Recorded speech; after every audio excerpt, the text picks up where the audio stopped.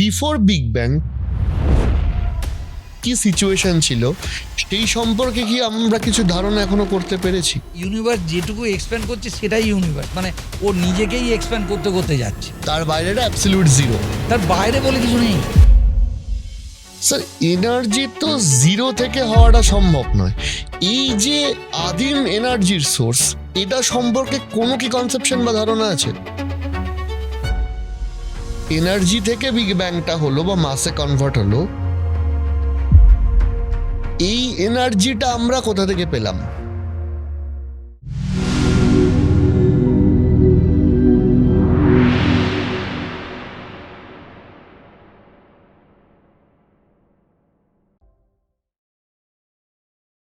Before big bang কি situation ছিল সেই সম্পর্কে কি আমরা কিছু ধারণা এখনো করতে পেরেছি? যে এই যে এনার্জি থেকে বিগ ব্যাংটা হলো বা মাসে কনভার্ট হলো, এই এনার্জিটা আমরা কোথা থেকে পেলাম? তার আগের ইউনিভার্সটা থেকে। মানে আচ্ছা, মানে এটা বিগ ক্রাঞ্চ করলে তো ইউনিভার্সটা, এই বিগ ব্যাংটা হলো, মানে এটা একটা কন্টিনিউয়াসলি হয়ে Absolute চলেছে। continuously।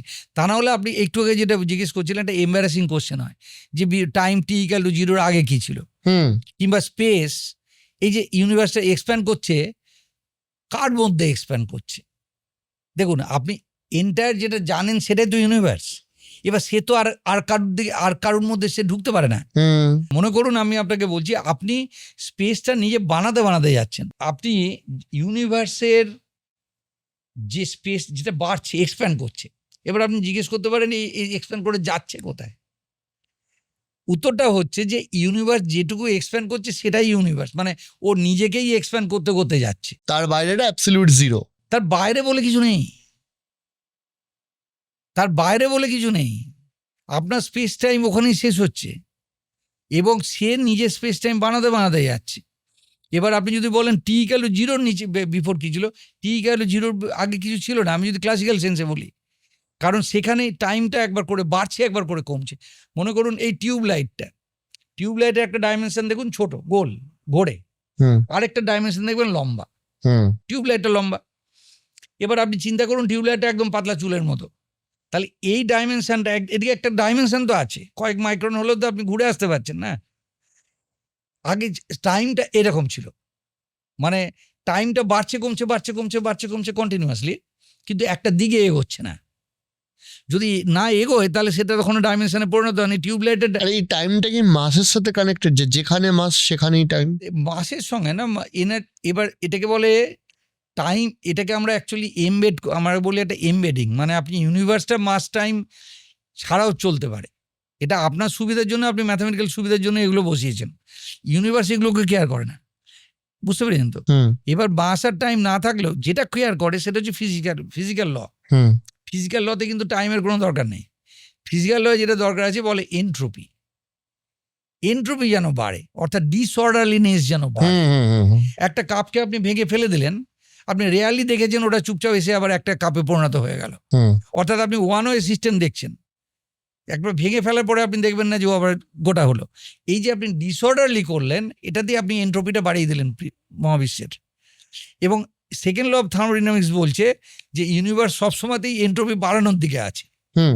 এই এন্ট্রপিটাকেই আমরা টাইমের সঙ্গে আইডেন্টিফাই করি, মানে টাইম যত বাড়বে এন্ট্রপি তত বাড়বে। কাজেই অর্থাৎ ঘড়ি যে অ্যারো অফ টাইম আর অ্যারো অফ এন্ট্রপি, একটা আরেকটার বেসিক্যালি ম্যাপিং, একটা আরেকটা ম্যাপ করা। আমি এইটাই কল্পনা করতে পারছি না, হয়তো আমাদের হিউম্যান ব্রেন এটার জন্য রেডি নয়, যে ইউনিভার্সের বাইরে কিভাবে টাইমটা কাজ করে না। ইউনিভার্সের বাইরে কিছু নেই, মানে আপনি যেটাকে বলছেন মাল্টিভার্স, আমাদের বলা উচিত না অফিসিয়ালি, কারণ যেহেতু আমাদের জানার কথা না, কারণ ওদের সঙ্গে আমাদের কোনো কজালি কানেক্টেড না।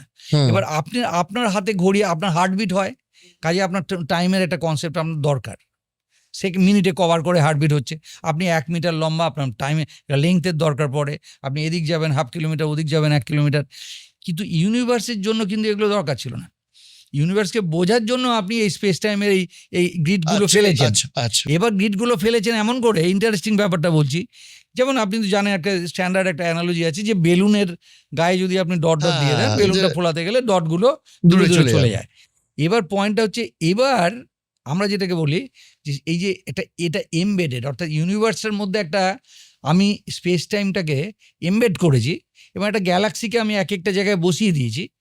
ইউনিভার্সটা এক্সপ্যান্ড করছে, গ্যালাক্সি কিন্তু ওর ক্রসিং জায়গা থেকে সরেনি। এই যে ইউনিভার্সটা এক্সপ্যান্ড করছে, ইন্টারেস্টিং। আপনাকে বলছি কেমন, আপনি একটা স্কেল নিয়েছেন, স্কেলের 12 ইঞ্চি, প্রত্যেকটা জায়গাতে একটা করে পিঁপড়াকে বসিয়ে দিয়েছেন।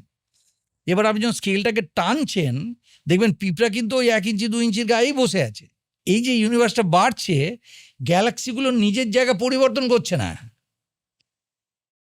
গ্যালাক্সি টু গ্যালাক্সি ডিস্টেন্স বাড়ছে, বুঝতে পেরেছেন তো? কিন্তু ও যে ক্রসিংয়ে আপনি বসিয়ে রেখেছিলেন ও কিন্তু সেখানেই আছে। ব্যাপারটা পরিষ্কার হলো। এই যেমন করে স্কেলটা বললাম, আমি স্কেলের আমি 1 ইঞ্চি 2 কিন্তু ইঞ্চি ধারে ধারে, গ্যালাক্সি যদি মুভ না করে, বেলুন তো একটা কনসেপশন, গ্যালাক্সি তো কোনো কিছুর মধ্যে বসেনি, সে তো শূন্যতেই সে ভাসছে। মুভ করতেই পারে ইচ্ছা করলে। হ্যাঁ যেমন করে আমরা অ্যান্ড্রোমিটার দিকে যাচ্ছি, হ্যাঁ হ্যাঁ, এটাকে বলা হয় পিকিউলিয়ার ভেলোসিটি, এটা আলাদা। আচ্ছা। এটা হচ্ছে গ্র্যাভিটির সঙ্গে, এটা হচ্ছে লোকাল গ্র্যাভিটি। মানে ধরুন আমার তো বেলুনের ক্ষেত্রে, আমার প্রশ্নটা হচ্ছে বেলুনের ক্ষেত্রে একটা সারফেস আছে, সেই সারফেসটা বাড়ার জন্য আমার বিন্দুগুলো দূরে দূরে যাচ্ছে, কিন্তু ওই সারফেসের ওই নির্দিষ্ট জায়গায় বিন্দুটা রয়েছে। এবার আপনি যদি দাগ টেনে রাখতেন যে এইখানে গ্রিড দিলেন, এদিকে গ্রিড দিলেন, দেখতেন যে ওরা কিন্তু গ্রিড ছেড়ে বেরোয়নি, গ্রিড ছেড়ে বেরোয়নি। কিন্তু এই যে গ্যালাক্সি গুলো, এরা তো একটা শূন্যের মধ্যে ভাসছে, এরা তো কোনো সারফেসে নেই, তাহলে এরা যদি না সরে তাহলে ইউনিভার্সের এক্সপ্যানশনটা কি করে হবে? স্ট্রেচড হচ্ছে। এই স্টেজটা কিভাবে, মানে না না, এটা ইনিশিয়াল যে এনার্জিটা বিগ ব্যাং এর সময় দেওয়া হয়েছিল, হ্যাঁ সেটাই তো একটু আগে আমি যেটা বলছিলাম, যে বিগ ব্যাং এর সময় যে হাই এনার্জি নিয়ে ওরা এক্সপ্যান্ড করতে মানে স্ট্রেচড হতে শুরু করলো, এই স্ট্রেসটা কি এনার্জি মারফত হচ্ছে? এনার্জি মারফত হচ্ছে। আচ্ছা।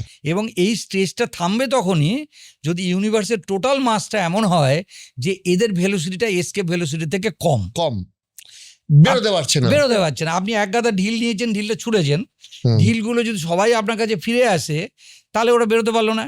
এই একইভাবে গ্যালাক্সিগুলোকে ওই যে ছুড়ে দেওয়া হয়েছে। এবার সেই সময় তো গ্যালাক্সি ছিল না, আপনি বলবেন সেই সময় গ্যালাক্সি কোথায় ছিল? সেই সময় খুব খুব মাইনিউট ডেন্সিটি ফ্লাকচুয়েশন ছিল। ম্যাটারটা যখন তৈরি হলো প্রচণ্ড হালকা ফ্লাকচুয়েশন ছিল, যেখানে ডেন্সিটিটা বেশি সেটাই ভবিষ্যতে গিয়ে গ্যালাক্সিতে পরিণত হয়েছে। আচ্ছা, ভবিষ্যতে। এবং ওই যে জেরক্স কপি, এই যে ফ্লাকচুয়েশনের জেরক্স কপিটা কিন্তু পেয়ে দুবার নোবেল প্রাইজ পেয়েছে লোকে। একবার স্মুট অ্যান্ড মাথার পেয়েছে, জন মাথার, যে আর কি যে জেমস ওয়েবের পিআই 2006 সালে, আর পেয়েছে পেঞ্জিয়াস অ্যান্ড উইলসন 1978 সালে। এটাকে বলে কসমিক মাইক্রোওয়েভ ব্যাকগ্রাউন্ড।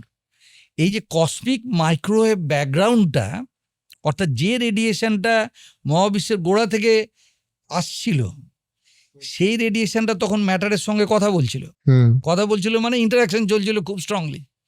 যেখানে ডেন্সিটি বেশি, রেডিয়েশন ও টেম্পারেচারটাও বেশি। এবার দেখা গেল টেম্পারেচারটা যেই 3000 ডিগ্রি হয়ে গেল ইউনিভার্সের এক্সপ্যান্ড করতে করতে, তখন সাহা ইকুয়েশনটা এসে কাজে লাগছে। সাহা আয়নাইজেশন ইকুয়েশন এসে উপস্থিত। সাহা বলছে যে এবার যদি ইউনিভার্স এর থেকে কম ঠান্ডা হয় তাহলে ইলেকট্রনগুলো কিন্তু ফ্রি ঘুরে বেড়াতে পারবে না, ওকে প্রোটনের চারিদিকে গিয়ে আটকে পড়তে হবে। যে ইলেকট্রনগুলো এসে প্রোটন আর ডিউটোরিয়ামের আর হিলিয়ামের চারিদিকে এসে বসে পড়লো, অ্যাটম তৈরি হলো। যেটা হলো না সেটা হলো ইলেকট্রনগুলো হাফিস হয়ে গেল, অর্থাৎ ইউনিভার্স থেকে আর ইলেকট্রন থাকলো না।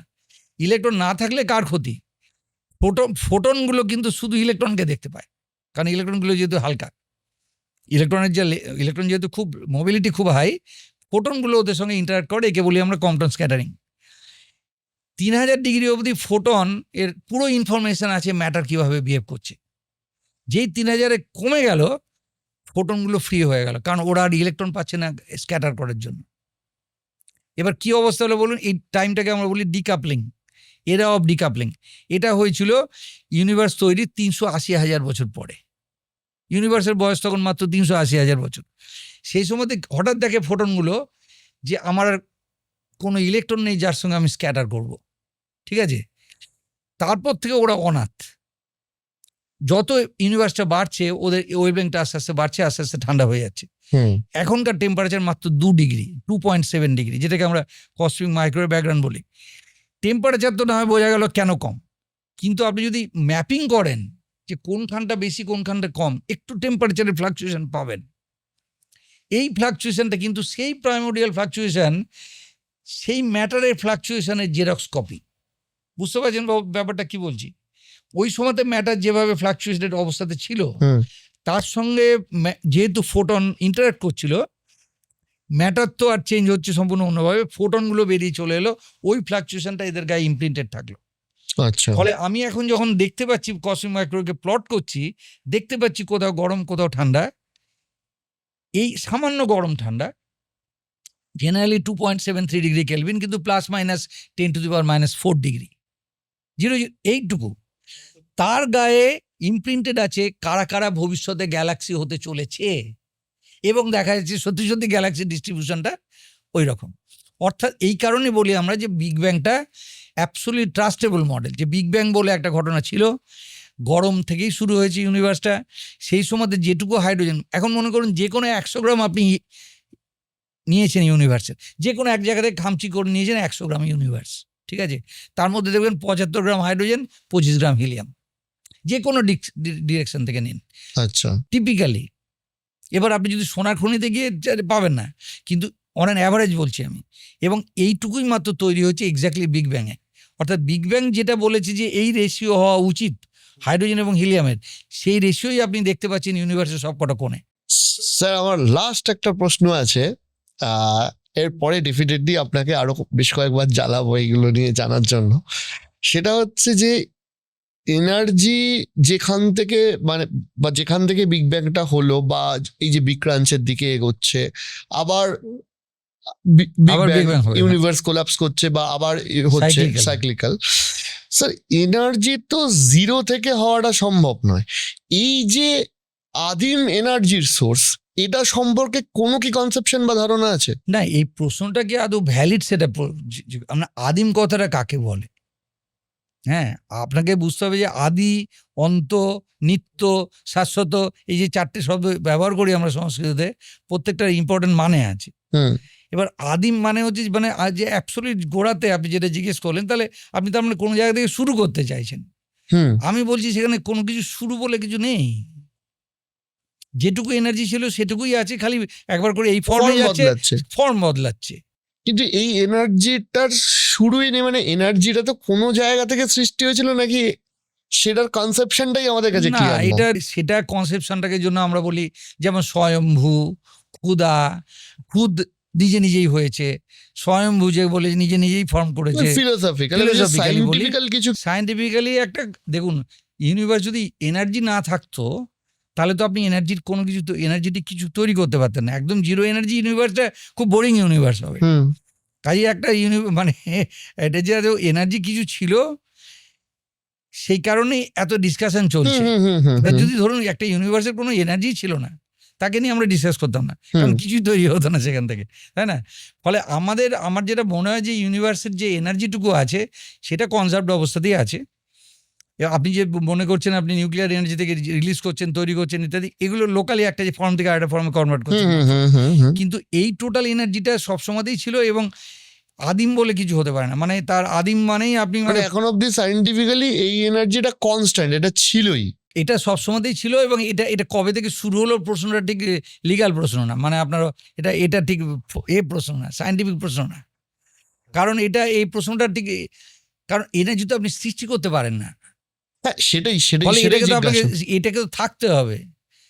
বেসিক্যালি। এবার আপনি কি ভাবছেন এবার থাকতে হবে কোথায়?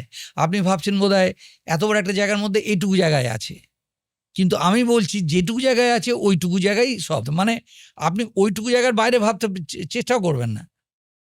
আমরা যে এগিয়ে এই যে এক্সপ্যান্ড করছি, হুম। আমরাই বানাতে বানাতে যাচ্ছি আমাদের জায়গাটা। হুম। মানে এর বাইরে আপনি চিন্তা করবেন না কিছু আছে, কেননা তাহলে আপনি এই যে টেবিলটা, তাহলে আপনি কাপটাকে ইচ্ছা করলে ঠেলে খেয়ে টেবিল থেকে ফেলে দিতে পারেন। যদি এর বাইরে কিছু থাকতো, তাহলে টেবিলের বাইরে কিছু আছে, আমি কাপটাকে ফেলে দিলাম। ইউনিভার্সের বাইরে তাহলে কাউকে ইচ্ছা করলে পাঠিয়ে দিতে পারতেন, তাহলে সেও তো আর এই ইউনিভার্সের মধ্যেই হবে। তাহলে তো কজালি আপনি কাউকে পাঠাতে পারেন না। হ্যাঁ, সে আপনি যেহেতু কজালি পাঠাচ্ছেন, ফিজিক্যাল ল মেনে পাঠাচ্ছেন, একটা বন্দুক দিয়ে পাঠাচ্ছেন, কি কিছু একটা ঠেলে পাঠাচ্ছেন, স্প্রিং দিয়ে পাঠাচ্ছেন, হুম, কাজেই ও যেখানে পাঠাচ্ছেন সেটাও আমাদের ইউনিভার্সের মধ্যেই হতে হবে। হুম। ফলে ওর যাওয়ার বাইরে যাওয়ার কোনো মানে ও গেলেই ওটা পার্ট অফ ইউনিভার্স হয়ে যাবে। এক্স্যাক্টলি ফ্রন্টিয়ারটা ইউনিভার্স বানাতে বানাতে যাচ্ছে। ইউনিভার্স যখন প্রথম তৈরি হয়েছিল 10⁻³ সেন্টিমিটার, 10⁻³ সেন্টিমিটার। সেখান থেকে এত বড়। সেইখান থেকে এই যেটা বললাম 10⁻, এই যে 49, প্রায় কত বলছি, 1400 কোটি লাইট ইয়ার, তাকে আপনি ভেলোসিটি অফ লাইট দিয়ে গুণ করতে পারেন, 10⁻28 সেন্টিমিটার হবে, কিন্তু ইন রিয়েলিটি আরও 3 গুণ বড়, যেহেতু ভেলোসিটি অফ লাইট আসতে টাইম নিয়েছে। ফলে 10⁻28-29 সেন্টিমিটার এক দিকে। সেখানে আমাদের সোলার সিস্টেমটা ধরুন 10⁻16-17, এরকম সোলার সিস্টেম পাশাপাশি যদি আপনি এদিকে 10⁻11টা বসান, এদিকে 11টা বসান, এদিকে 11টা বসান, সেটা হয়েছে। আমাকে একজন বলেছিল যে কোনো অ্যাস্ট্রোফিজিক্সের মানুষকে তুমি বিফোর বিগ ব্যাং এনার্জি নিয়ে জিজ্ঞেস করো না, সে রেগে যাবে। আজকে আমি তার প্রমাণ পেলাম। না, আমি রাগিনি, এটা মানে এটা প্রশ্নটা আর কি, প্রশ্নটা এটা মানে এই প্রশ্নটা ডিকশনারি থেকে কেটে বাদ দিয়ে দেওয়া উচিত। মানে এই প্রশ্নটার আর কি কোনো স্থান নেই। প্রশ্নের যে কালেকশন, যদি আপনার কোনো বই লেখেন, এই প্রশ্নটা অন্তত জানবেন নাকি অ্যাস্ট্রোফিজিক্সের কাছে এখনো প্রপার ব্যাখ্যা নেই। সেটা না, সেই প্রশ্নটা করবে যারা অ্যাকচুয়ালি জানে, বুঝবে না যে মানে মনে করুন স্পেস টাইম তার আগে যদি কিছু থাকতো, তাহলে আমি তাকে ইউনিভার্সের মধ্যে ঢোকাইনি কেন? রাইট। তার আগে যদি থাকতো, বিফোর এই টাইমের t=0 আগে যদি কিছু থাকতো, তাহলে সেখান থেকে আমি টিটা শুরু করিনি কেন? রাইট। প্রথম কথাটা হচ্ছে সেটা। তো আমরা অলরেডি 1400 কোটি বছর আগের এত বড় ঘটনা জানতে পেরেছি, এটাও একটা সায়েন্সের একটা বিশাল বড়। এটাই তো আমি বলছিলাম যে আমরা যে ব্রেন দিয়ে শুরু করেছিলাম কেভম্যান হিসাবে, গুহাতে আমরা বেঁচে থাকার জন্য যেটুকু ইনস্টিংক্ট গুলো ছিল, এবং যত সময়ের মধ্যে আমরা করতে পেরেছি সেটা খুব একটা বেশি সময় নয়। এক্সপোনেনশিয়ালি আমাদের নলেজ যেভাবে বাড়ছে, আপনাকে উদাহরণ সহকারে ব্যাখ্যা করছি, এটা না বললেই নয়। 400 বছর আগে মনে করুন গ্যালিলিও এইটুকু একটা টেলিস্কোপ দিয়ে এটা ওটা দেখেছে, ঠিক আছে? 400 কোটি বছর, মাত্র 400 বছর আগে, 400 বছর আগে কি দেখেছি আমরা? চাঁদ, যেখান থেকে আলো আসতে লাগে 2 সেকেন্ড, জুপিটার মনে করুন কয়েক ঘন্টা আলো আসতে লাগে, এইগুলো দেখেছি। এবার আপনি চিন্তা করুন যে এই 400 বছরে আমরা কোথায় পৌঁছে গেছি? আমরা ইউনিভার্সের মানে লাইটের সাহায্য নিয়ে টেলিস্কোপটা বড় হয়েছে হয়তো 10 ইঞ্চি থেকে আজকে 21 ফুট, যেটা আছে জেমস ওয়েবে, না 30 মিটার হতে পারে, 100 মিটার হতে পারে, ম্যাটার অফ মিটার্স। তাহলে 4 ইঞ্চি থেকে টেলিস্কোপ থেকে গ্যালারি থেকে আপনি ম্যাটার অফ কয়েক মিটার টেলিস্কোপ বানিয়েছেন, কয়েক গুণ মাত্র বড়, 100 গুণ বড়। কিন্তু সে দেখতে পেত মাত্র 2 লাইট সেকেন্ড দূরের জিনিস, আজকে আমি 1400 কোটি লাইট ইয়ার দূরের জিনিস দেখতে পাচ্ছি। এটা অ্যাবসলিউট এক্সপোনেনশিয়াল অফ এক্সপোনেনশিয়াল। মানে বা আমরা সেই তত্ত্বগুলো জানতে পারছি, শুরুর তত্ত্বগুলো, যেটা 1400 কোটি বছর আগে হয়েছিল। 1400 কোটি বছরের কাছাকাছি, প্রায় ইউনিভার্সের সৃষ্টির মনে করুন 100-150 মিলিয়ন বছর পরে। এবং জেমস ওয়েব যেটা খুব এক্সাইটিং জিনিস বার করছে ডেলি। এবং আপনাকে একটু আগে বলছিলাম যে নোবেল লরিয়েটরা কেন ডিসিপ্লিন, একটু আগে আমি অন্য কথায় শেষ করতাম। মানে এটা খুব ইম্পর্টেন্ট। যে ভদ্রলোক এই জেমস ওয়েবের পিআই জন মাথার, আমার কলিগ নাসা গডার্ডে, এত ডিসিপ্লিন যে আমি কলকাতাতে বহুবার চেষ্টা করেছি আনতে। উনি বলেছেন আমি জেমস ওয়েবটাকে আকাশে না পাঠিয়ে যাব না। উনি কিন্তু অলরেডি একবার 2006 নোবেল প্রাইজ পেয়ে গেছেন। এবং জেমস ওয়েবের জন্য কটা পাবেন তারও মানে আমি আপনাকে বলছি ডেফিনেটলি পাবেন। কিন্তু এত ডিসিপ্লিন এবং উনি এই জেমস ওয়েব যেভাবে ফ্রন্টিয়ারটাকে এগোলো গত 4 বছরে, এবং অ্যাকচুয়ালি জেমস ওয়েব পাঠানোর পরে প্রথম প্রেস কনফারেন্স যখন উনি দিলেন, প্রথম রিলিজ অফ দি রেজাল্ট আমার সেশনে দিয়েছিলেন এথেন্সে। উনি বললেন তোমার সেশন এতবার করে যেহেতু কলকাতা ডাকছো, আমি বেরোচ্ছিলেন আশা থেকে, কিন্তু তোমার সেশনে আমি প্রথম টক দেবো।